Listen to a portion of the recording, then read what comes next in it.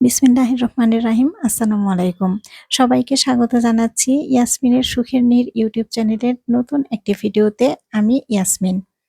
আজকের ভিডিওতে আমার সারাদিনের যে কাজকর্ম, সেই কাজকর্মের একটু অংশ আপনাদের সামনে তুলে ধরেছি। আশা করছি আপনাদের কাছে ভিডিওটি ভালো লাগবে। তো আপনাদের সবার দোয়া আর ভালোবাসা নিয়ে আমি নতুনভাবে শুরু করলাম আমার এই ইউটিউব যাত্রা। তো আমি আশা করব আপনারা সবাই আমার পাশে থাকবেন, আমাকে সহযোগিতা করবেন। আর এই চ্যানেলে যেহেতু আজকে আমার ১ম ভিডিও, তো ছোট্ট করে আমার পরিচয়টা দিয়ে নেই। আর আমার এই ছোট্ট সুখের নীড়ে আমরা কে বসবাস করি, কয়জন ফ্যামিলি মেম্বার আমাদের। তো সবটাই আপনাদেরকে একটু বলে নেই। আমার নাম ইয়াসমিন আক্তার। তো আমার এই ছোট্ট সুখের নীড়ে আমি, আমার হাসব্যান্ড আর আমার একমাত্র ছেলে। তো এই ৩ জনের ছোট্ট সুখের সংসার আমাদের। তো আমাদের এই ছোট্ট ৩ জনের সুখের সংসারের ছোট মুহূর্তগুলোই কিন্তু আপনাদের সাথে আমি শেয়ার করব।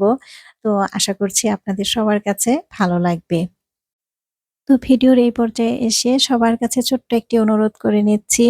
আপনারা যে যেখান থেকে বসে এই মুহূর্তে আমার ভিডিওটি দেখা শুরু করেছেন, প্লিজ আমার ভিডিওতে একটি লাইক দিয়ে পুরো ভিডিওটি কন্টিনিউ করবেন। আর আমার ভিডিওটি যদি ভালো লাগে তাহলে আমার চ্যানেলটি সাবস্ক্রাইব করে আমাকে নতুন ভিডিও বানাতে উৎসাহিত করবেন। আপনাদের একটি লাইক, একটি কমেন্ট আমাকে কিন্তু পরবর্তী ভিডিও বানাতে অনেক বেশি উৎসাহিত করবে।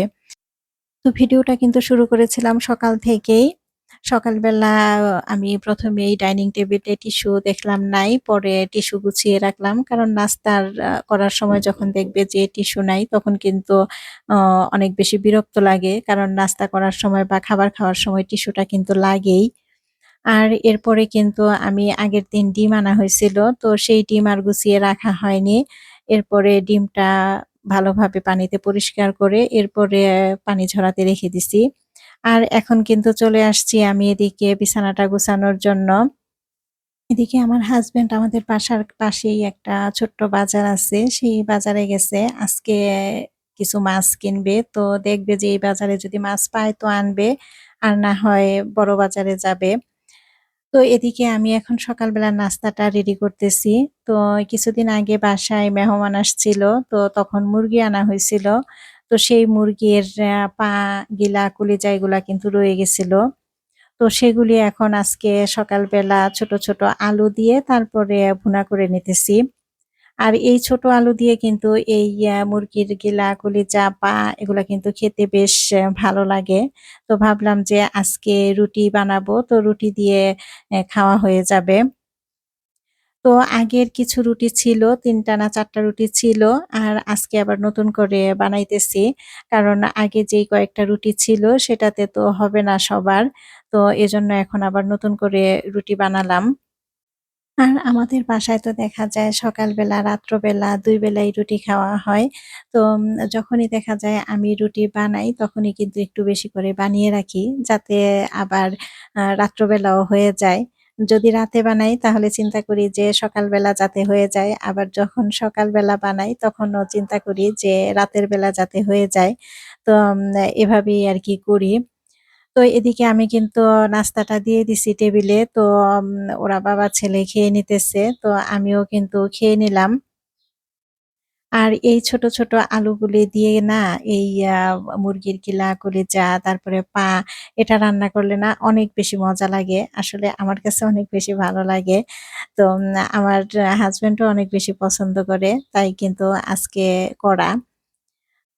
আর আমার ছেলেও কিন্তু পছন্দ করে এরকম ছোট আলুগুলি খেতে ওর ভীষণ ভালো লাগে। তো না এরপরে নাস্তা শেষে এখন চলে আসলাম প্লেট বাটিগুলি পরিষ্কার করার জন্য। তো আমার হাসব্যান্ড আবার চলে গেছে বাজারে। তো সকালবেলা যেই বাজারে গিয়েছিল মাছ আনার জন্য সেখানে কিন্তু মাছ পায় নাই। সে চলে আসছে কিছু ফল নিয়ে চলে আসছে। তো মাছ পায় নাই। এখন আবার মাছ কেনার জন্য বড় বাজারে গেছে। আসলে আমাদের এখানে বাসার পাশে যে বাজারটা সেটা কিন্তু খুবই ছোট্ট একটা বাজার। তো এখানে দেখা যায় মানে পছন্দমতো মাছও পাওয়া যায় না।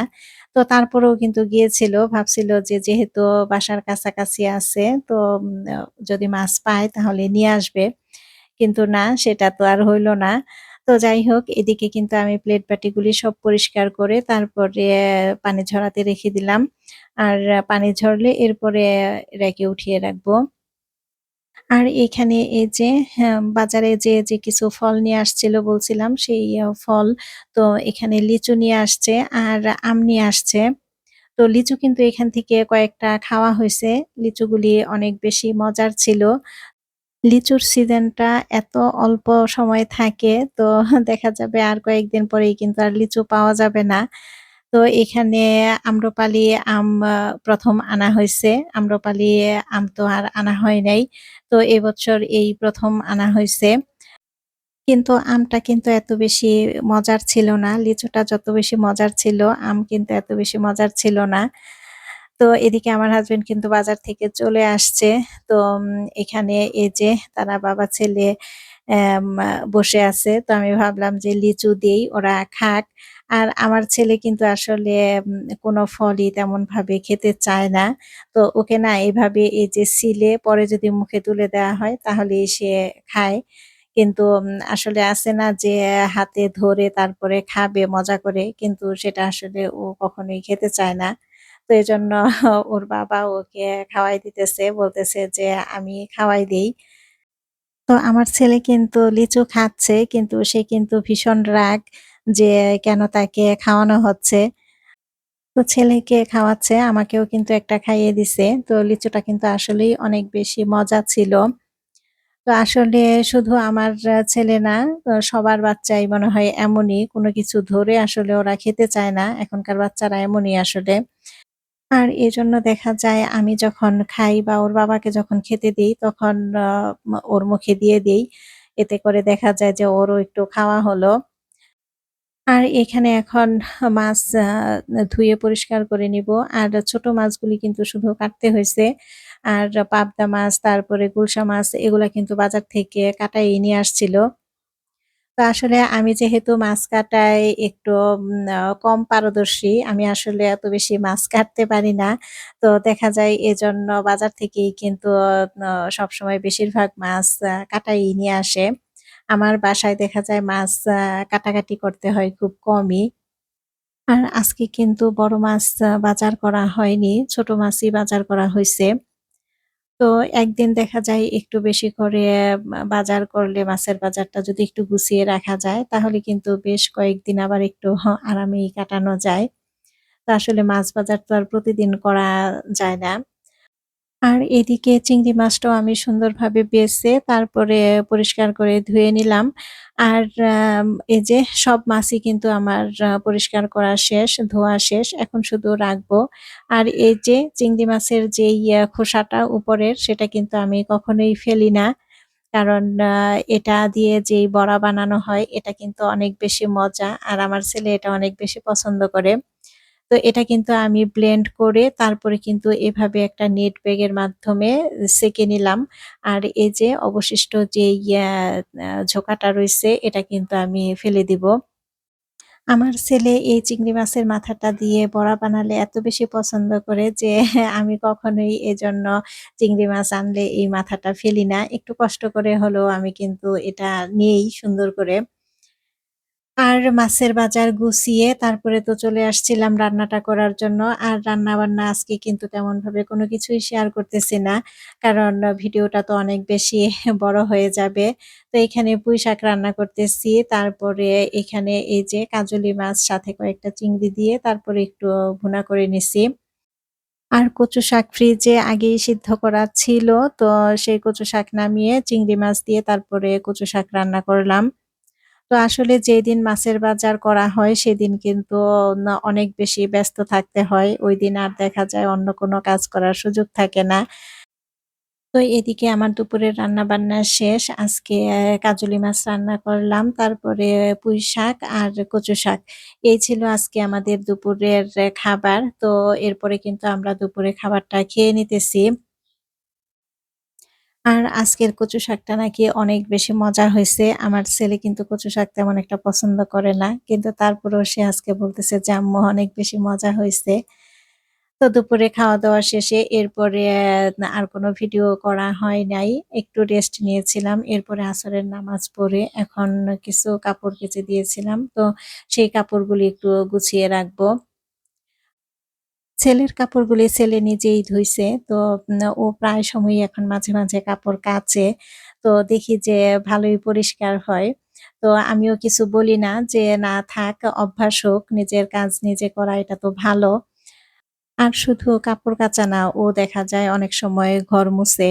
তো ঘরটা আমি ঝাড়ু দিয়ে দিলে ও প্রায় সময় বলবে যে, "আম্মু দাও আমি মুছে দেই।" কিন্তু সেটা আর কখনো আমাকে ও ভিডিও করতে দেয় না।